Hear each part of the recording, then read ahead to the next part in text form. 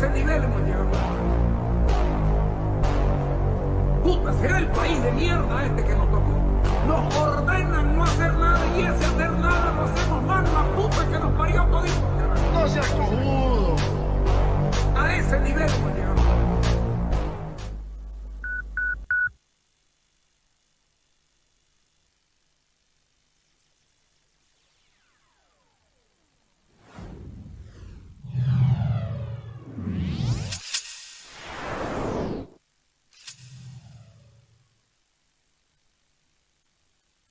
Buenas noches. Hoy es jueves 15 de diciembre del año 2022. Les pido 20 segundos. Tenemos una entrevista interesantísima con Paula Peña que no podíamos dejar a estas alturas de los acontecimientos. No podíamos dejar de convocarla y hablar con ella sobre cosas que a todos nos interesan. Dale.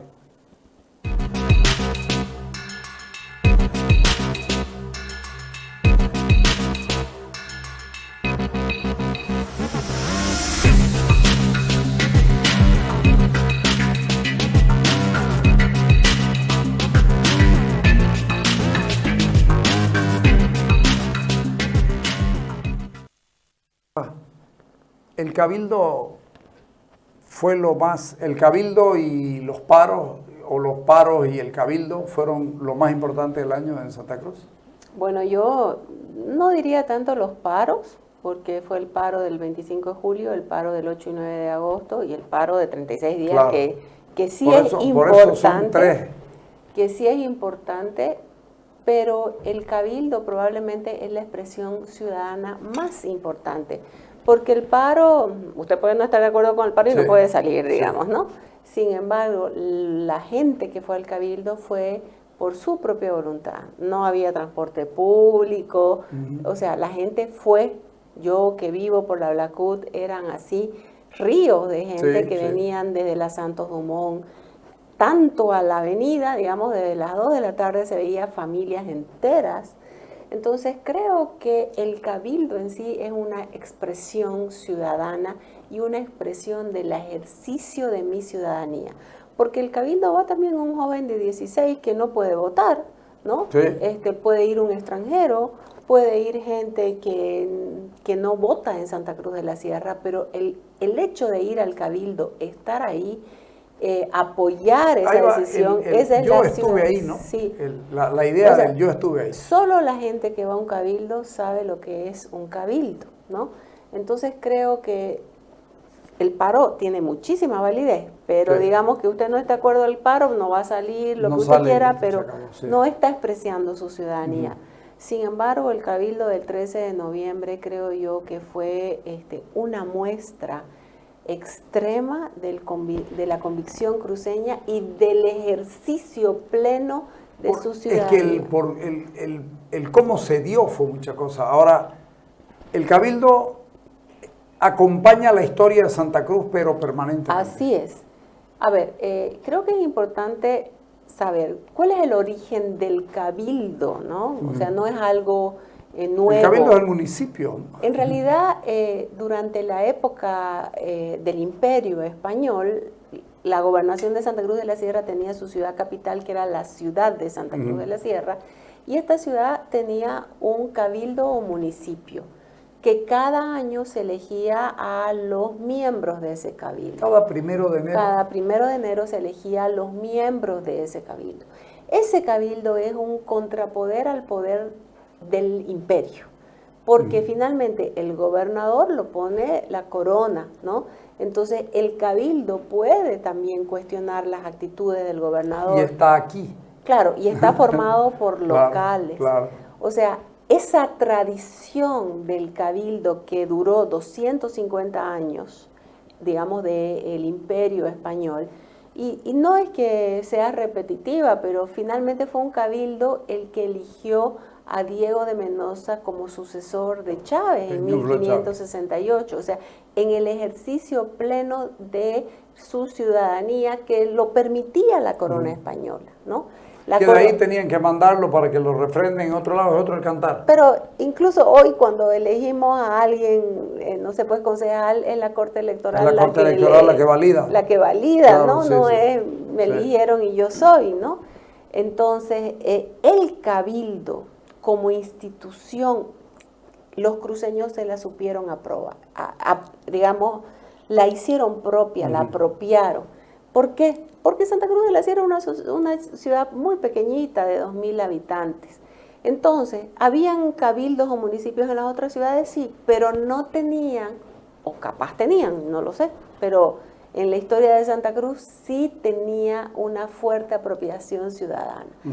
¿Y por qué además? Nosotros tenemos las actas capitulares de 3 años nada más, que las publicó la Universidad Gabriel René Moreno, están ahora en el despacho del alcalde, las compró don Humberto Vázquez Machicado, la donó a la ciudad, y ahí usted ve cómo cuando el cabildo municipio, es decir, este grupo humano elegido, tiene que tomar decisiones determinantes, llama a cabildo abierto.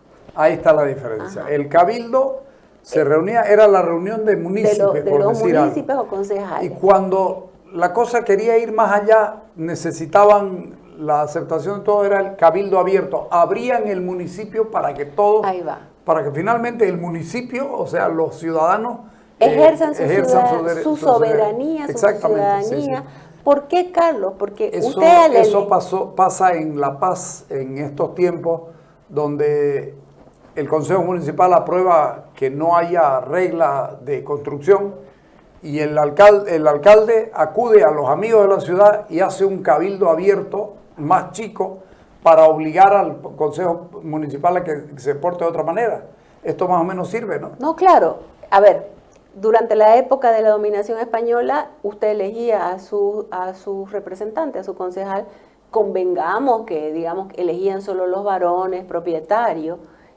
Sin embargo, esa es una democracia, entre comillas, representativa. Él nos está representando lo que los ciudadanos quieren. Pero cuando se llama un cabildo abierto, ahí se ejerce la ciudadanía de otra manera, porque también van a opinar no solo los varones que eligieron, sino mujeres, mestizos o el pleno, digamos, de la ciudadanía. ¿Hay actas de eso? De los cabildos abiertos, sí, por ejemplo, van a abrir, quieren construir un puente en tal lugar, entonces la ciudadanía aprueba. Sí hay, por supuesto que hay. Entonces, el cabildo como expresión de los ciudadanos y un ejercicio de la soberanía popular existe desde la llegada del Imperio Español. Fue un cabildo, Carlos, que depuso la autoridad española y puso una junta de gobierno el 24 de septiembre de 1810.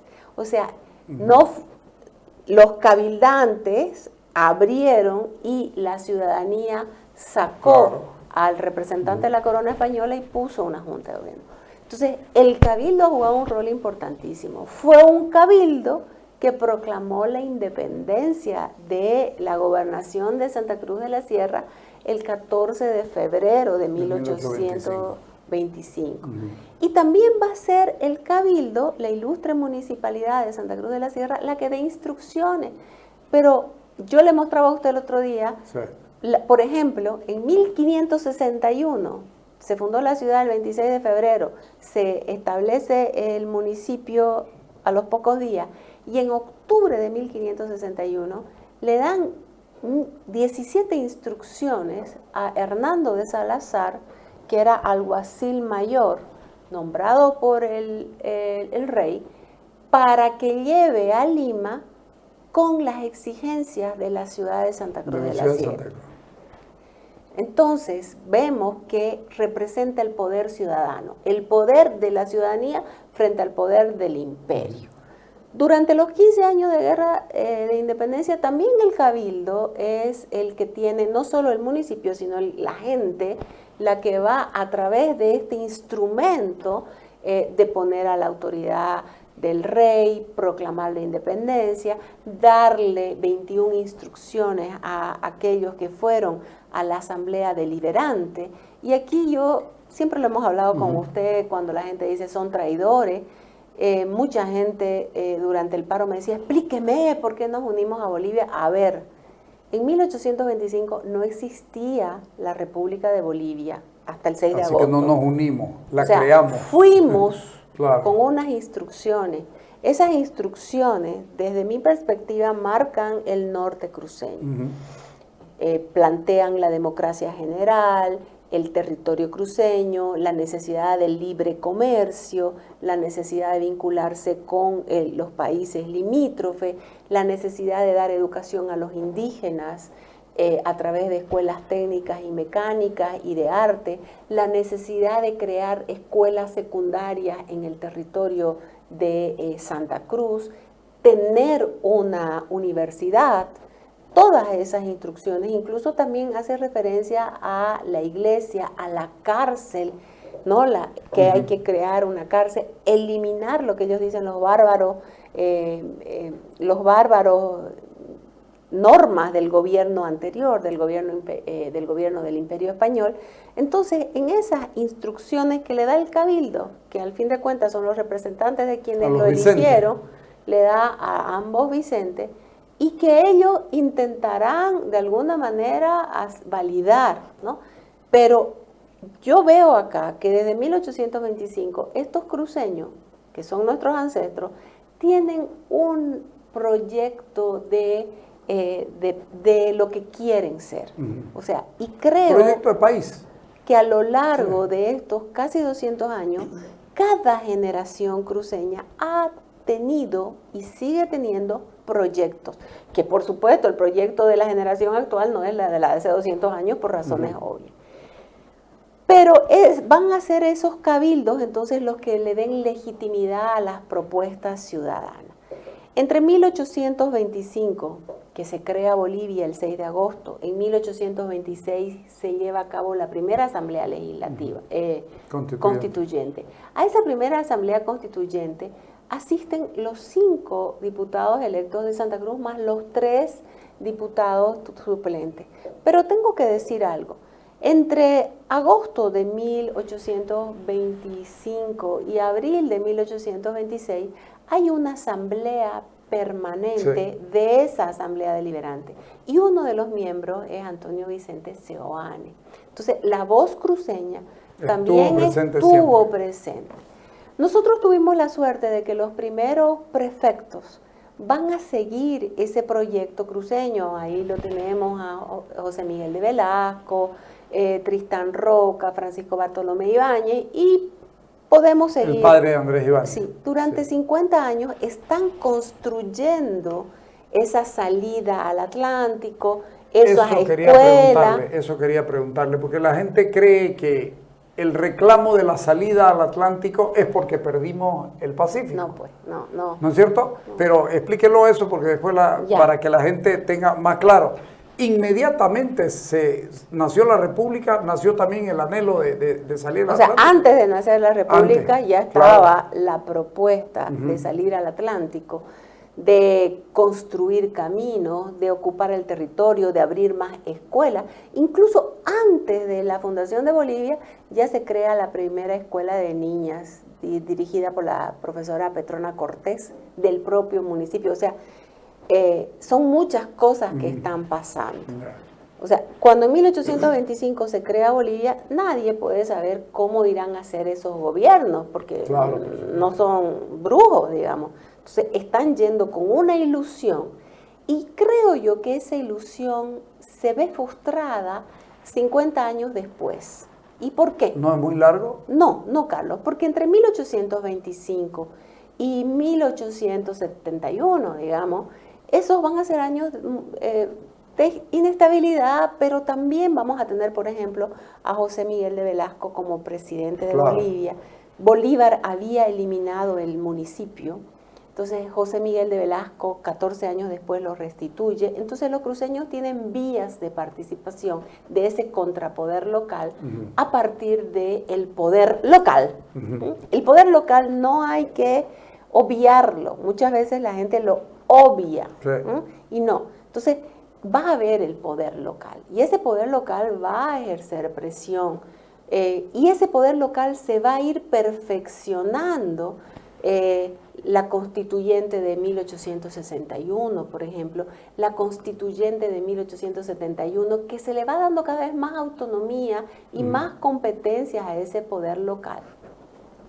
Santa Cruz tenía siempre un alto porcentaje de población alfabeta, lo que hacía que la práctica... Era el departamento más alfabeto del país. Ciudadana de ejercer mi voto era importante. Pero también tengo que decir que en toda Bolivia se hacían cabildos o comicios. Claro. Lo que pasa es que en el occidente se perdió la tradición. En Santa Cruz la tradición se mantuvo. Esa tradición, digamos, colonial se mantuvo durante la República y se mantiene hasta el presente, porque la hemos cultivado. En otras partes se fue olvidando, por ejemplo, que cabildos y comicios habían. Porque, claro, desde la perspectiva muy simplista de la historia, la gente dice, no, solo podían votar los hombres mayores de edad que supieran leer y escribir y que tuvieran rentas no provenientes de los servicios personales. Sí, pero había otras maneras de ejercer la ciudadanía. Había prácticas de ejercicio de ciudadanía, por ejemplo, en esos cabildos. No puedo votar, pero puedo deponer un gobierno y puedo opinar. Claro. Puedo acabar con la tiranía de este señor. Puedo restaurar la democracia, y se hizo a lo largo del siglo XIX. Entonces, por un lado está el poder local cruceño, que está trabajando por Santa Cruz. Y por otro lado está la relación con el Estado, que es una relación un poco tensa, porque los cruceños quieren seguir avanzando en ese poder local. Y cuando se da la revuelta de Ibáñez, que también la gente no lo dice, y celebro que la Universidad Privada de Santa Cruz haya publicado unos documentos de Ibáñez y sobre Ibáñez, pero tenemos el relato de ellos. ¿Por qué se levantó? ¿Por qué fue preso Ibáñez? ¿Por qué se levantó Ibáñez en 1875? ¿No? Primero en el Trompillo, después en el 76 en Lo Pororó. No dice usualmente la gente, o los autores. Algunos sí, pero general, digamos, el conocimiento general se levantó contra el Estado, sí, pero porque sus concejales, incluso sus ancestros, van a ser metidos presos, van a entrar a su casa, los van a perseguir, ¿no? Tanto el gobierno de Fría los está persiguiendo. Entonces Ibáñez apoya a Daza, al candidato Hilarión Daza, en las elecciones de 1876. Y el triunfo de Daza es importantísimo en Santa Cruz. Termina sacando a Ibáñez. No, el triunfo de Daza es importantísimo en Santa Cruz por el apoyo del Club Igualitario. Club Igualitario o partido. Sin embargo, Daza nunca lo nombra a Ibáñez como prefecto. Lo desplaza. Lo nombra a Roca, sus razones tendría. Pero el poder local, es decir, el municipio cruceño, los municipios estaban en manos del Club Igualitario. Ese Club Igualitario que transformó la plaza con Chalot y todo. Entonces Roca va a tener problemas con los concejales. Y Roca le va a pedir, Demetrio Roca, le va a pedir al gobierno que cierre el municipio de Santa Cruz de la Sierra. Y esto va a provocar la furia de Ibáñez, que dice, están privando al pueblo de su máxima representatividad. Eso sucede en agosto de 1876, y lo meten preso a Ibáñez, ¿no? Porque además Roca le dice, y el coronel Ignacio Romero, desármense, porque habían habido rebeliones. Muéstrame el decreto en que el presidente Daza dice que hay que desarmarse. Ibáñez va preso, pero entre mayo de 1876 y agosto hay persecuciones a sus concejales y quieren acabar con el poder local, que le garantizo que muchos quisieran acabar con los poderes locales. Ahora. Incluso ahora. Sí.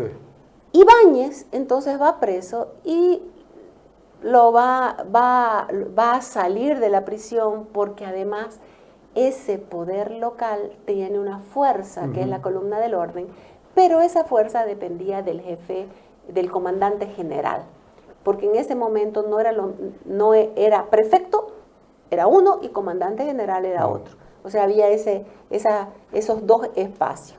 Entonces, Finalmente no le pagaban a estos empleados públicos, les pagaban a los otros, lo sueltan a Ibáñez y un comicio o cabildo lo elige prefecto en tanto y en cuanto el gobierno lo ratifique o nombre otra. No, incluso ese acta del pueblo que está publicada en esta publicación de la UPSA, que sugiero a quien le interese la compre, dice, ¿no? El pueblo, y están los 750 firmantes en una sociedad de 10.000. 750 firmantes. En una sociedad de 10.000 personas. Dicen que están de acuerdo con la elección de Ibáñez, pero que él debe nombrar a los empleados públicos e informar al presidente Daza de lo que pasaba. Incluso en ese documento, Ibáñez cuenta cuando él se enfrenta a Roca y él lleva a un comicio con 1.335 personas y supuestamente Roca no llega a los 200, ¿no? Entonces hay una fuerza, están compitiendo por la fuerza pública. El levantamiento de Ibáñez durante todo este tiempo es una lucha interna de los cruceños. El presidente Daza lo nombra a un coronel, Juan José Pérez, como prefecto. Ibáñez está entonces en la lucha local. Y cuando Ibáñez se entera en diciembre de ese año de que Pérez está llegando, él proclama el federalismo, ¿no? Porque claro, o sea, ya necesitaba... Hasta antes no había hablado... Sí hablaban, claro, pero, sí se debatía. Él no lo impulsaba como cabeza. No, sí lo debatían, están en todo, claro, o sea, sí. Era un tema de debate, pero no había capaz la necesidad. Era un tema casi nacional, ¿no? Se debatía en todo el país. La republicación de la Estrella del Oriente, que lo hizo la actual Estrella del Oriente, el doctor Subirana, que lo pueden acceder, es muy importante. Y quien quiera puede copiar el CD, que lo tenemos en el museo, basta llevar un CD, ahí se nota el debate que existe en Santa Cruz sobre la necesidad urgente de establecer un Estado federal que reconozca las diferencias y que permita que los departamentos puedan conseguir mejores objetivos. Incluso Ibáñez dice, la causa de la pobreza cruceña es el sistema centralista, que no le permite a esos cruceños llevar a cabo ese proyecto que tenían desde 1825 y por supuesto que se va a ir perfeccionando, ¿no? Entonces, el poder local es importantísimo. Cuando Ibáñez proclama la federación, el gobierno manda el ejército y en mayo lo van a fusilar a Ibáñez. No van a fusilar las ideas seguirán vigentes con el levantamiento de los domingos, ¿no?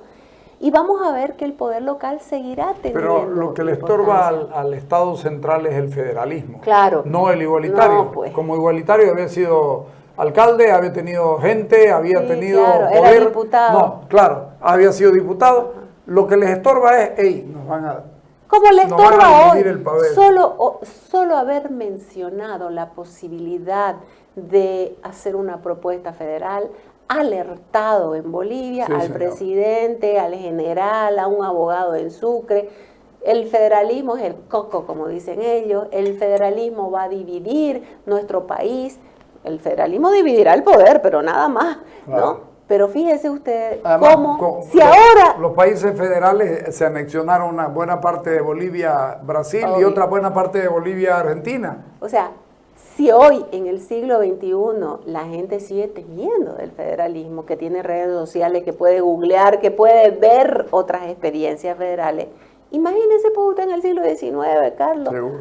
O sea, claro que la gente le temía al federalismo si no tenía idea, digamos. Entonces, hoy, el federalismo sí. O sea, ese hecho ya marca una ruptura definitiva entre las relaciones del poder central y el departamento. Le pido un corte. Claro. Dale.